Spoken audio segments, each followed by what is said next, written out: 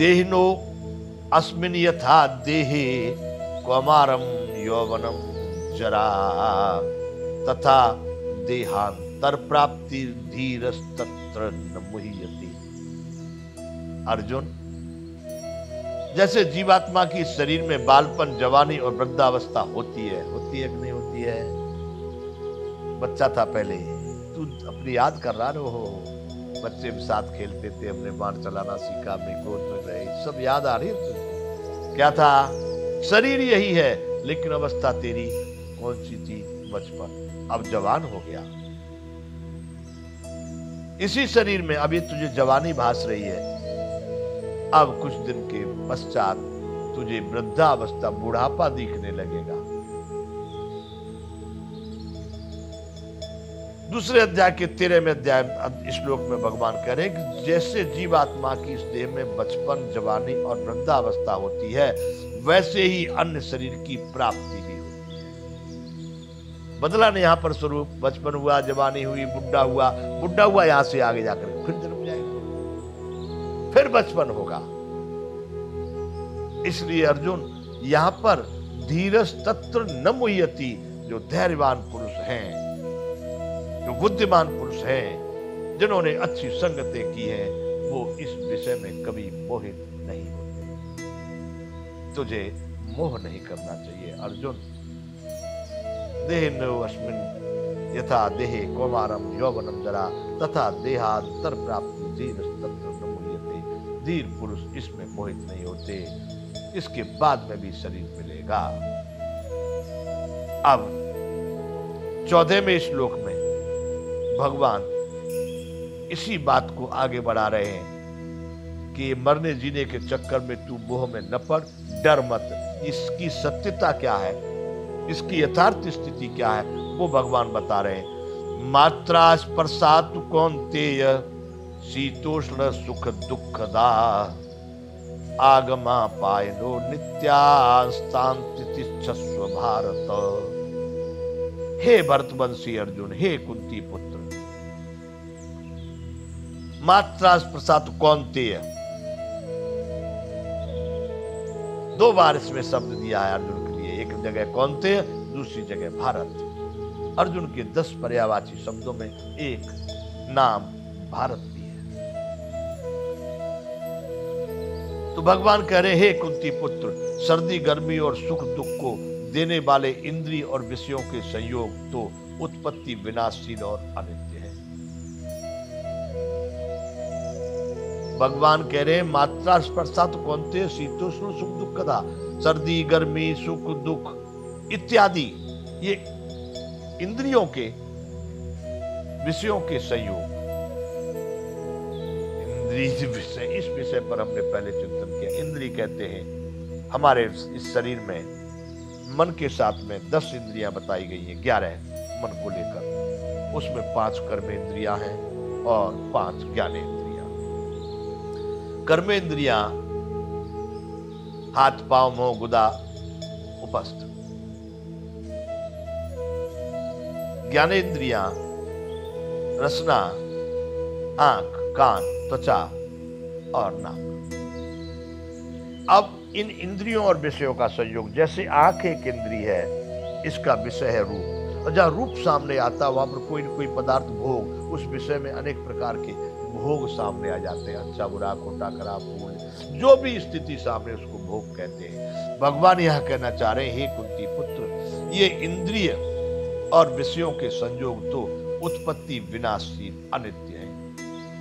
जो दिख रहा है नहीं, ये खत्म हो जाएगा। जो प्राप्त है वह प्राप्त हो जाएगा। यानी जितने भी उत्पत्ति विनाश वाले जो पदार्थ हैं, यही इंद्रिय और विषयों के संयोग से प्राप्त तुझे दिखाई दे रहे हैं। ये अनित्य हैं, ये शाश्वत नहीं है, ये नित्य नहीं है। तुझे जो धारणा बनानी है, तू नित्य की तरफ चल, तू उस शाश्वत की तरफ चल, जो न मरता है, न जीता है, न कटता है, न लुटता है, न पिटता है, न हटता है। लेकिन तू मोह में पड़ करके इन नश्वर अनित्य वस्तुओं में जो पड़ने जा रहा है, सर्दी आएगी, गर्मी फिर आएगी, सुख होगा फिर दुख भी होगा। ये सब उत्पत्ति विनाश वाले हैं। अर्जुन, इससे तू अलग निकल, तू इन सब को सहन कर। आ गया, सर्दी आ गई, उसका उपाय कर, उसको सहन कर। गर्मी आ गई, उसको सहन कर। सुख आ गया, तू आ गया, और दुख आ गया, तू आ गया, क्योंकि ये तेरे हाथ में नहीं है, तेरे बस में नहीं है। ये जो होना है सो होगा ही। भगवान अर्जुन को समझा रहे हैं। ये गीता का 14वां श्लोक है, दूसरे अध्याय का। मात्रा स्पर्शात कौन्तेय शीतोष्ण सुख दुःखदा आगमा पायनो नित्यतान्तितिश्च सुभारतम्। हे अर्जुन, ये उत्पत्ति और विनाश वाले सर्दी, गर्मी, सुख और दुख, इस तरह के अनेक प्रकार के इंद्रियों से संयोग होते ही विषयों का ये उत्पन्न होते हैं, फिर वही कोई नष्ट हो जाते हैं। ऐसे अनित्य, ऐसे जो उत्पत्ति विनाश वाले जो कारण हैं, इनके चक्कर में तू न पड़। तुझे क्या करना चाहिए, कौन श्रेष्ठ है, कौन ठीक है, ये बात तू अगर इसमें पड़ेगा तो तू अपने उस अस्तित्व को खो देगा जो मानव को पाना चाहिए, जिसको पाने के लिए तू यहां आया है। अगले 15वें श्लोक में, दूसरे अध्याय का 15वां श्लोक, जहां भगवान फिर अर्जुन को कह रहे हैं, यम हिन व्यथयन्ते ते पुरुषम पुरुषर्षभ सम दुःख सुखम धीरम सोमृतत्वाय कल्पते। हे अर्जुन, क्योंकि हे पुरुष श्रेष्ठ, दुख सुख को समान समझने वाला। पहले कह दे मात्रा प्रसाद कौन्तेय शीतोष्ण सुख दुःख आगमा पायनो नित्यतान्तितिश्च सुभारतम्। अब भगवान 15वें श्लोक में कह रहे हैं, हे अर्जुन, सुख और दुख को समान समझने वाले, जिस धीर पुरुष को ये इंद्रिय और विषयों के संयोग व्याकुल नहीं करते, वह मोक्ष के योग्य होता है। तू तो मुक्त होना चाहता है ना, तुझे भय सी बात का तू फंस रहा है। ये बंधन ही मोह का कारण है, या मोह ही बंधन का कारण है। अर्जुन, दोनों बातें एक दूसरे की पूरक है।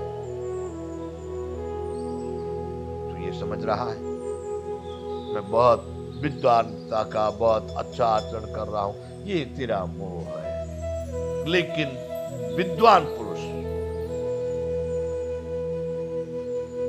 उसको मुक्त होने की इच्छा वाले पुरुष या मुक्ति की योग्यता रखने वाले पुरुष, इन अनित्य पदार्थों में या संबंधों में, जैसे सुख दुख और सर्दी गर्मी आदि, इनमें व्याकुल नहीं होते, इनमें व्यथित नहीं होते, इनसे पार निकल जाते। सुख आया तो भी वही, दुख आया तो भी वही। जिनके मन में इस तरह की समता के भाव उत्पन्न होते हैं, इंद्रिय और विषयों के संयोग से जो व्याकुल नहीं होते, जिनको ये व्याकुल नहीं कर पाते, वह मोक्ष के योग्य होता है, अर्थात वही मुक्ति के योग्य होगा। अर्जुन, तभी तू मुक्त हो पाएगा। इनको सहन कर। ये सब नश्वर हैं और ये सब चलते रहेंगे। तेरे हाथ में इसमें कुछ नहीं है। तू अपने अस्तित्व को, अपने स्वयं को समझ। आगे भगवान फिर 16वें श्लोक में अर्जुन को बता रहे हैं। गीता अध्याय 2 का ये 16वां श्लोक है। नासते विद्यते भावो ना भावो विद्यते सतः उभयोरपि दृष्टो अंतत्वनयो तत्वदर्शिभिः। कितनी बढ़िया बात भगवान ने कही, हमारे आपके लिए कही। अर्जुन को तो तब कही थी, आज आप अर्जुन हैं, समझ लो वही मोह आपके सामने है। मोह रूपी महिषासुर आपके सामने खड़ा है। आप अर्जुन तो किसी कारण से वहां पर दलदल में था, आप तो अकारण ही इस मोह दलदल में पड़े हुए हो। देखो तो सही आप कहां पर हो। अरे मुक्त जीवन उस परमात्मा में पाने के लिए, उसमें समाने के लिए, उस मोक्ष को पाने के लिए ये शरीर मिला था, कर्म बंधन से मुक्त होने के लिए। कहां भटक गए हम और नहीं पहुंच पाए उधर। इसलिए यहां भगवान ने वह बात बताई है जो हमारे और आपके सबके लिए योग्य और उचित है। बंधुओं, अब इसको हम आगे करेंगे। कार्यक्रम को शुरू रहेगा। ये अगला अध्याय चालू होगा। आज यहाँ पर हम विराम करते हैं। जय विश्व बंधु।